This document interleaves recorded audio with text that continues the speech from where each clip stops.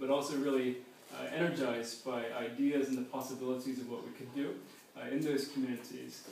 And I know today is Thursday, so you've had really busy days, but if you could imagine with me for a moment, as we walk through that first day when I walked through that first migrant community, I'd like to describe for you what I saw that day and what I smelled as well.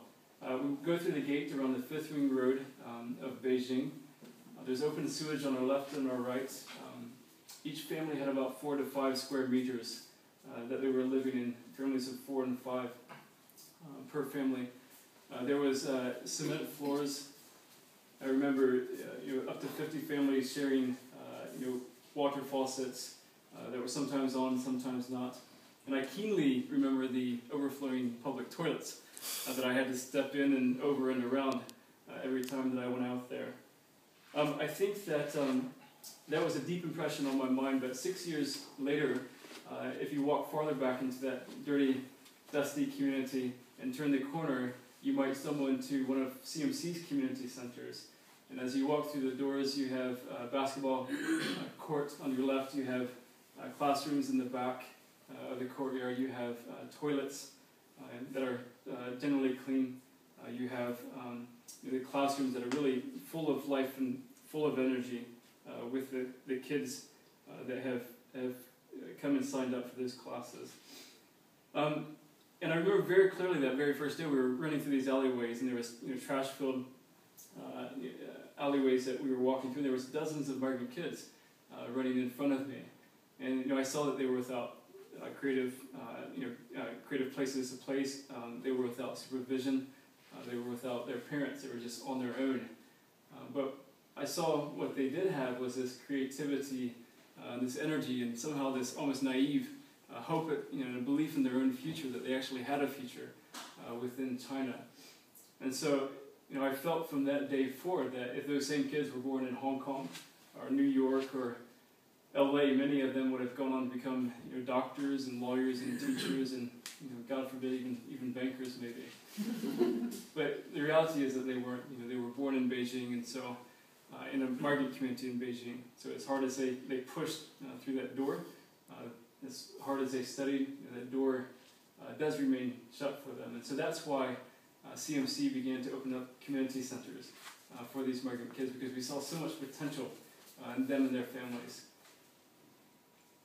One thing that we realized over time is that this is not unique to China. 1 in 6 people in the world today live in a migrant community or a migrant slum. And the United Nations says that within 3 decades, that number will grow to 1 in 3. Maybe we can bring a few slides here. There's 250 million migrants already in China, and another 500 million more coming to the cities over the coming 3 decades, according to the Ministry of Civil Affairs. And when they move to the cities, you have to imagine what is happening. It's historic in China, historic around the world. Is one migrant who's been living in that migrant community for hundreds, if not thousands of years, has moved suddenly from the countryside to the cities. And so the social fabric that gets built up over these hundreds and thousands of years suddenly gets violently ripped apart. And it's very difficult to recreate that back in the migrant slums and migrant communities in which they land. And so that's one of the things that has really moved CMC to not only provide activities, but see how we can build community and the intangible and genuine things, the intangibles that make up a genuine community. And over the last 6 years, we've opened up 7 community centers in Beijing, Shanghai. We exported the model to Nepal last year and are opening in Bangladesh as well. And as you can see here, in a moment ago, that very first community that I just described, and you walked in your minds through that community with me, it was demolished with a 3 weeks notice back in 2009. And so we began to think we've got to, governments and nonprofits around the world can't invest into these unstable informal communities because they might lose their investment. And so it causes this just this perpetual cycle of poverty. And so we began working with architects in London and Hong Kong and the US and the UK, and we developed something called the community queues. And if you go back a step, those are made out of shipping containers. And the reason why is because, of course, we can move them with the community if the community needs to move. They're modular, they're mobile, they're quality structure, and so we're able to push something into the community and bring something into the community that actually inspires both the community and others outside, and it's inspired the government as well. We've begun to work much more closely with them in China over the last year and a half or so. At these community centers during the day, we might have a life and vocational skills program for migrant youth. We have a after-school program where hundreds of kids pour in from the surrounding illegal, unlicensed migrant schools for the after-school programs. They learn creative arts, but they also get tutored in their homework every day. We have teacher training for the migrant teachers, which Empower has been deeply involved with both the teacher training, the after-school program, and the life and vocational skills program. We have health programs as well. We have legal awareness programs. And I'm not sure if I'm speaking the language, I'm not sure what your professions are, but essentially what we can do, now that we have these stable anchors within these communities, is we can begin to bundle together services to offer on top of that platform.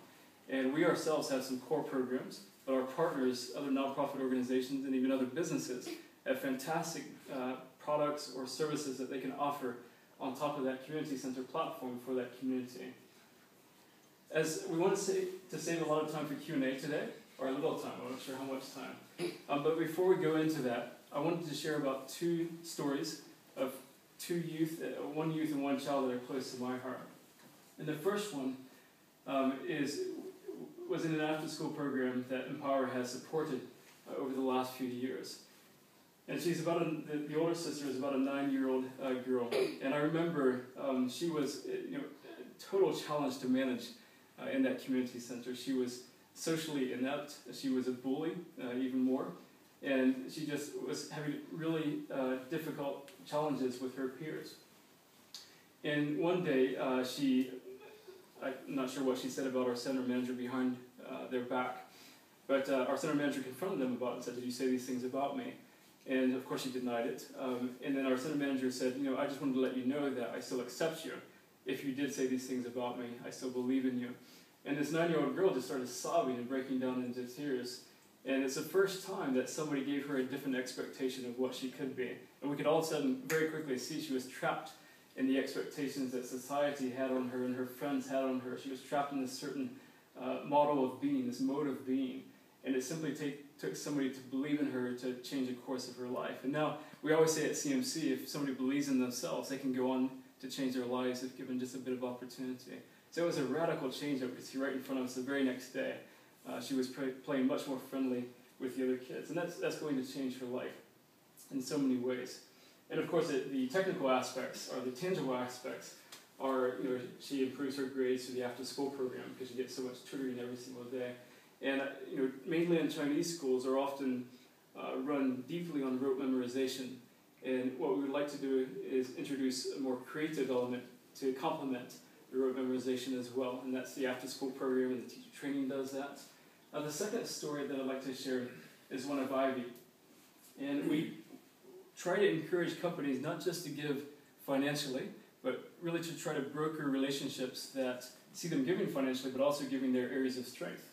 To me, it doesn't make sense when we divorce, as a corporation that has so much influence and power beyond our financial resources, and then when we give, we divorce what we're giving to with our core strengths as a company.